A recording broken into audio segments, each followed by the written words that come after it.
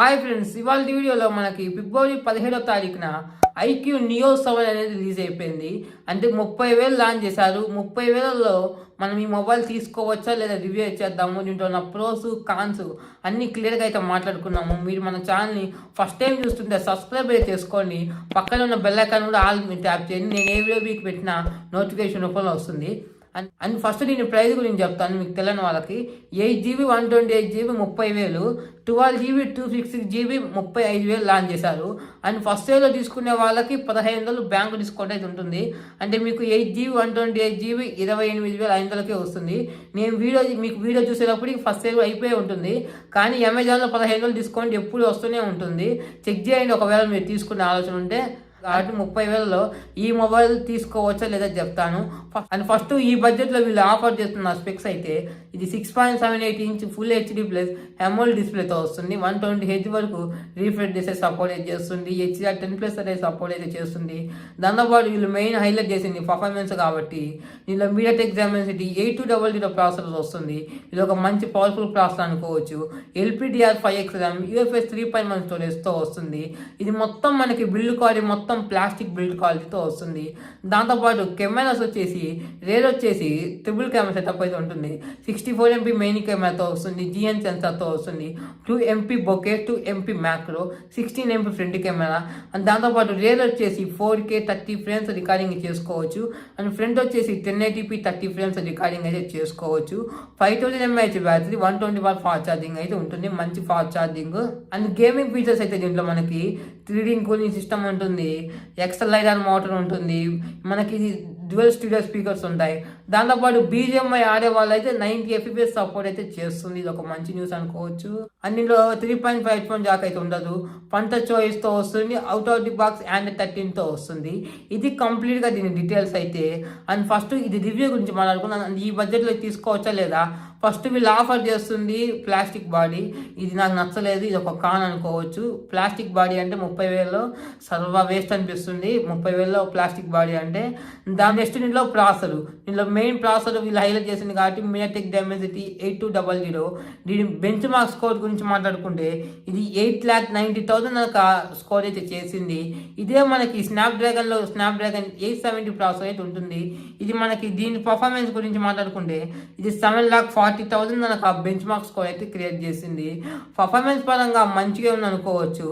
And దాంతో next మనకు కావాల్సింది camera. 64MP main camera, 2MP bouquet, 2MP macro అన్నారు. 64MP GN సెన్సార్ అంత క్వాలిటీ అనేది నాకు అనిపించలేదు. ఈ మధ్య చాలా సెన్సార్స్ వచ్చాయి. GN సెన్సార్స్ అనేది నాకు అంతగా బెటర్ క్వాలిటీ అనేవి అనిపించట్లేదు. దాంతోపాటు 2MP మ్యాక్రో, 2MP బొకే అంట. ఆ 2MPతో ఎంత క్వాలిటీ ఫొటోస్ వస్తాయో మీరే ఎక్స్పెక్ట్ చేయండి. దాంతోపాటు ఇప్పుడు మెయిన్ మనకి స్నాప్డ్రాగన్ ప్రాసెసర్ అనుకోండి, కెమెరాస్ అనేది మంచిగా అయితే క్యాప్చర్ అవుతాయి. దాంతో ఇది స్నాప్డ్రాగన్ కాదు MediaTek కాబట్టి కెమెరాస్ అనేది యావరేజ్గా ఉంటాయి. ఈ మధ్య నేను అబ్జర్వ్ చేసిన ప్రకారం MediaTek ప్రాసెసర్ గేమింగ్ తీసుకొస్తున్నారు కానీ కెమెరాకి అనేది పెద్ద గేమ్ తీసుకురావట్లేదు. కెమెరా కోసం తీసుకునే వాళ్ళైతే ఈ మొబైల్ గురించి మర్చిపోండి. అంత కెమెరా ఎంత చెత్తగా ఉంది అంత చెత్తగా ఉంది. తీసుకున్న తర్వాత మీరే అనుకుంటారు ఎంత చెత్తగా ఉంది కెమెరా అనేది. ఫ్రంట్ వచ్చేసి 16MP ఫ్రంట్ కెమెరా. ఇంకా నార్మల్ 16MP అంటే ఇంక ఎంత నార్మల్ అంత నార్మల్.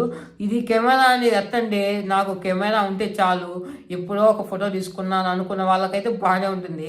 నేను ఎక్కువ ఫోటోలు తీస్తాను అండ్ ఎక్కువ వీడియోలు తీస్తాను అన్న వాళ్ళకైతే కెమెరా అనేది దీనిలో ఒక లోయర్ పాయింట్ అనుకోవచ్చు. ఇది ఒక కాను. అండ్ దాంతోపాటు 5000 mAh battery, 120W fast charging. ఇది మాత్రం బాగానే ఉంది. ఒక వర్కింగ్ డే అయితే వస్తుంది. ఫాస్ట్ ఛార్జింగ్ కూడా 120W కాబట్టి ఎంఎల్ స్పీడ్గా అవుతుంది. అండ్ ఇందులో 6.78 ఇంచ్ AMOLED డిస్ప్లే ఉంటుంది.